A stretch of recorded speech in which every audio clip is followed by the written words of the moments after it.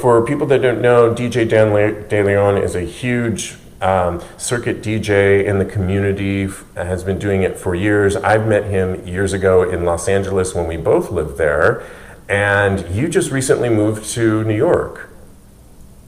Yeah, I moved here in January. Yeah, big move. Yeah. Wow, so I bet you didn't think you were going to move here only to be quarantined to your apartment, right? Yeah, it's been pretty crazy, man. This is like I can't I don't know, it's like it's been a mixture of different emotions and feelings. Like like it was scary at first, and well, at first I guess people were like kind of like just brushing it off. Right. And then it got scary for a while, and then it got kind of crazy. It's like going to the supermarket and fighting for oranges or whatever. But yeah. It's now it's just kind of like I don't know. I feel like I'm settling into it. I'm getting like I'm it's basically I work from home anyway, so it's not that foreign to me to be home and doing stuff here, but it's definitely like a change of focus because the business that would normally be coming in and I'd be working on is not happening. So it's like, okay, where, everybody's wondering like where they're going to get their next paycheck and stuff. Yeah. And I had just started working on this new project that I was telling you about. And, it's just kind of funny that the timing is just so funny because this thing hit and this project happens to be something that isn't affected by the nightclubs closing or Well, let's talk about that. Let's talk about that. You have a brand new web series out. It's called The Circuit. You are in it, as well as so many other people like DJ Nina Flowers and so many others. You are one of the producers on it as well. I watched the first 2 episodes. We're going to list it out for you. I thought it was really riveting and a behind-the-scenes look of the kind of gay circuit world. First of all, what was the inspiration to want to produce this web series? Well, so, I didn't create it. The creator, director, his name's Daniel Liu, and he's a brilliant young entertainment,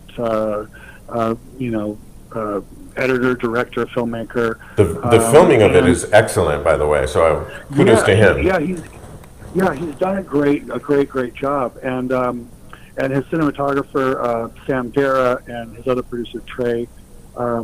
We've all been very impressed with the quality of the actual production and the quality of the editing and all that. When I first heard of the series and I saw the trailer, I was very skeptical, and as I started getting into the first episode, I realized that the quality was so high. I reached out to him, and I have a background in filmmaking too. Before I was a DJ, I had made films, and I became a DJ because I was researching a screenplay that I was writing. So, I could speak to him and I could relate to him in a way that most people couldn't, because most people in this scene, they are, in the nightclub scene or they're in the circuit scene, and that's what they do. I mean, they're musicians or event people or promoters or whatever, and that's the world that they know. So coming from a film background, I was able to communicate with him in a different way. And because I've been to film festivals and I've had award-winning films and all that, I felt like I could see the potential in it and I could offer a lot to the project. I joined up with him, and we've been expanding what he's been doing. It's been going great. Well, one of the things we learned in the first episode is that the gay circuit scene, that's huge. I mean, there's parties all over the world. Is people live, I think there was a quote, somebody in the first episode says, people live for these parties, and so much happens in these parties. I mean, there's travel, it's all about the music, of course, and we're all fans of people like you. worried were you, or were you not worried about how much to divulge and share on this kind of slice of culture and giving an eyeful to maybe people that don't know about this culture? Yeah, that's an interesting question. Yeah, well, it's like I think Daniel did a lot of research and kind of like pre-interviews and poll amongst friends and that sort of thing. Just to find out what people preliminarily what people didn't want to see, or what they would feel weird about us talking about or addressing in the show. And drugs was one of the things that people were kind of skittish about us looking at it too closely, or too glorifying, perhaps. Yeah, like there's a fine line between glorification and just kind of like putting a stink on things, because we all know that people are doing whether they're drinking or they're doing whatever. It's sure. Like it's part of it, but it's like it's difficult to address it without kind of tainting the whole picture. So that's one of the things that we've kind of he's chosen to shy away from dealing with that too directly, and that's something that could be dealt with in a kind of shock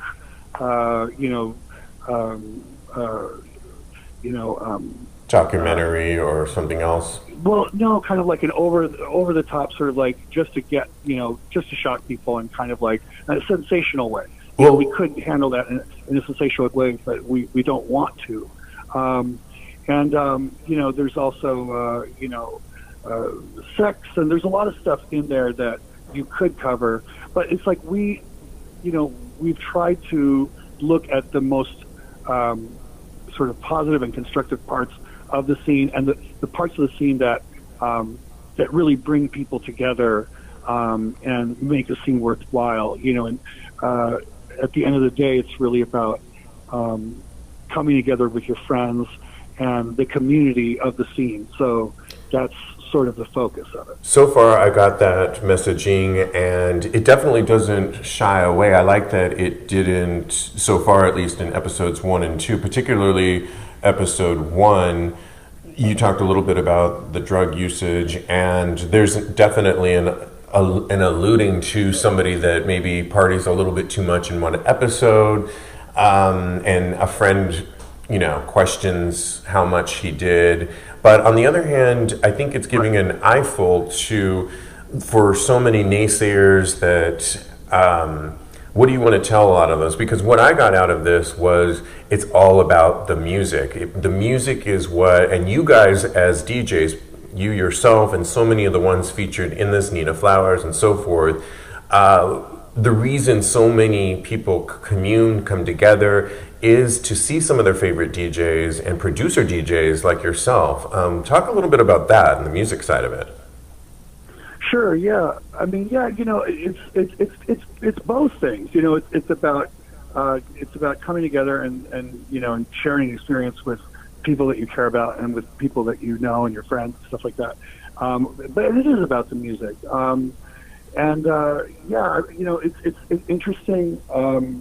It's an interesting opportunity to let people go behind the scenes, like you said, and see some of the, see how some of this stuff is put together in a way that you don't normally get to see. So, the series is going to follow, the DJs that are in the show, and we're going to show, us working on tracks.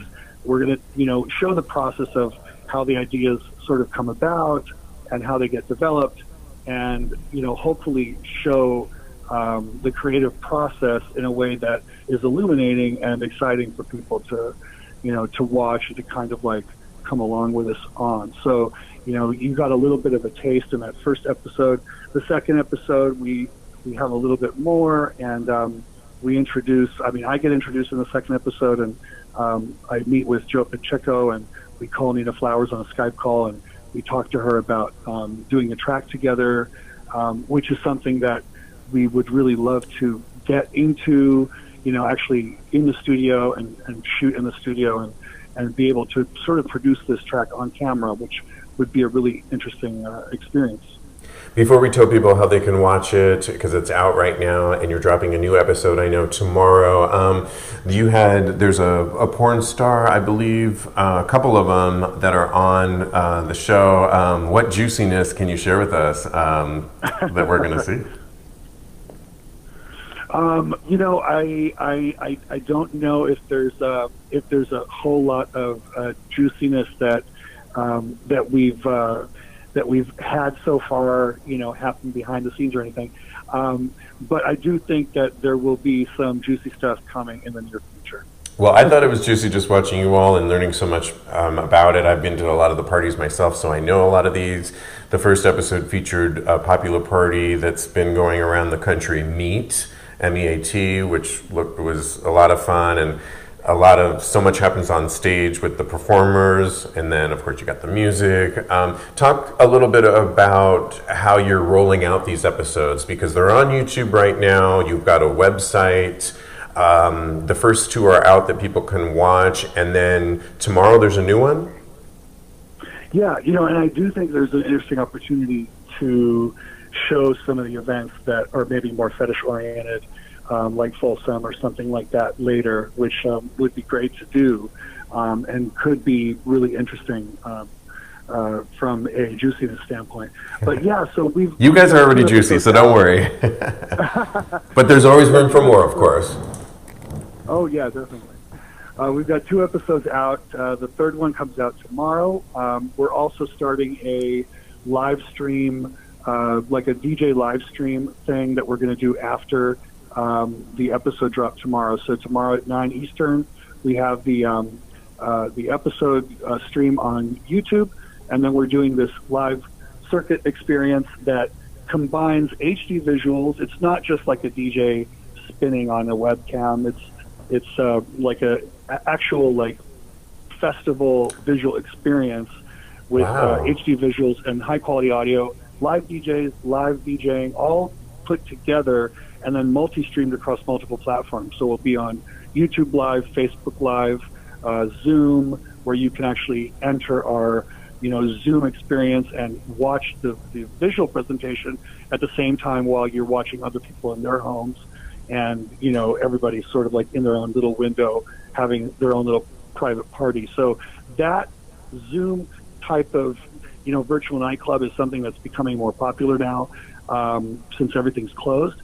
But the experience that we're putting together and the technology that we're putting together for this experience is really like, it hasn't really been seen yet. And it's really going to deliver something where you could put it on the TV, plug it into your stereo, and actually have this like amazing HD picture with high quality sound, and it's 3 hours of live DJs and live DJing. So oh my God, I'm really in. Cool. Yeah, it's gonna be really cool. Because I can do that on my system here. Where can people go to tomorrow, but they can follow? Give people the links real quick. Yeah, so the basic landing page that has everything on it is thecircuit.tv. Okay. And that has the episodes. It has the previous episodes. It's going to have the window with the live episode at 9 o'clock. And then the links will also be there for the Zoom rooms and for the Facebook Live. It'll all be right there at thecircuit.tv. You can also go to Facebook, facebook.com/Dan L Productions, which is the production company's name. And that has all the circuit episode information and the event invite for tomorrow night as well. Awesome. I'm going to tune in. And my last question to you is, this is an amazing creative opportunity that you are doing right now. What do you think about this time frame that we're all in right now that is forcing us to kind of dig deep creatively, given what we're working with here, particularly in our community? It's really interesting because the moment has created this conversation around a virus, and the production was in Miami shooting. I was in Mardi Gras in Sydney and the production had gone to Miami to shoot Winter Party, and I got back from Sydney, and they were in Miami, and the whole virus kind of exploded that weekend, the coronavirus. So they came back from Miami, and it was kind of like, what do we do now? Because this is happening, and everything people were talking about, could people were getting sick.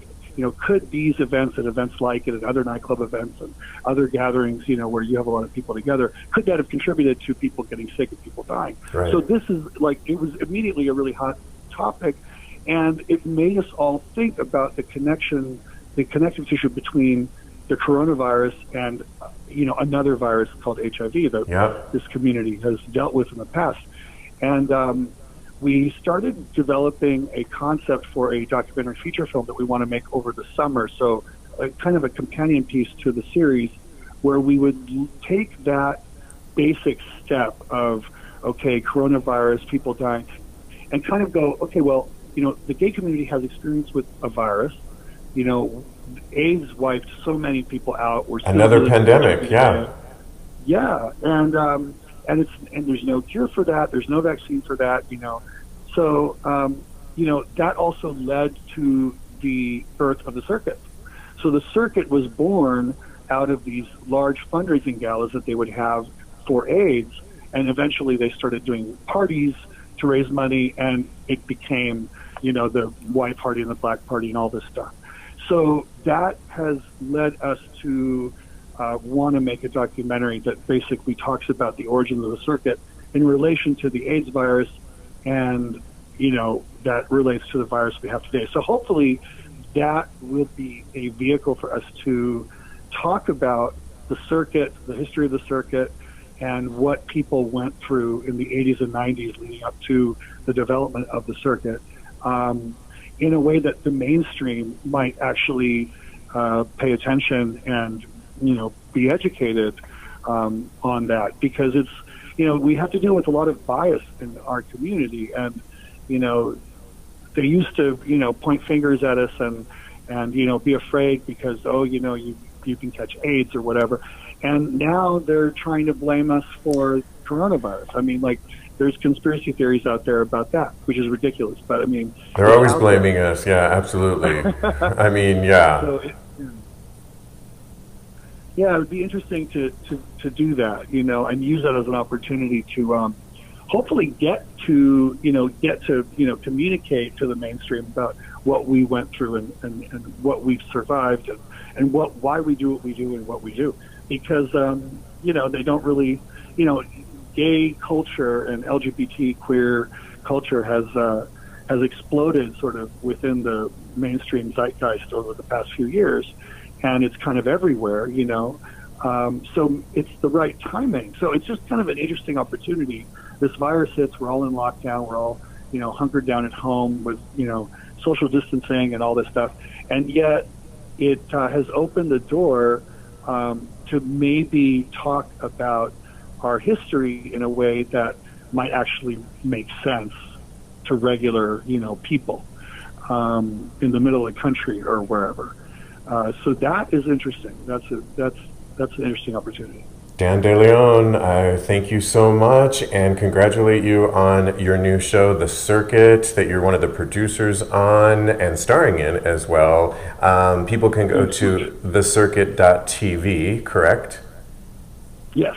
And people can watch episodes 1 and 2, participate in the live dance party tomorrow night.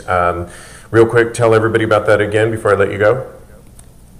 So we have live HD visuals by Guy Smith, who's the top visuals production producer in the entire circuit. And DJs Dan DeLeon, Joe Pacheco, and Alec Bryan.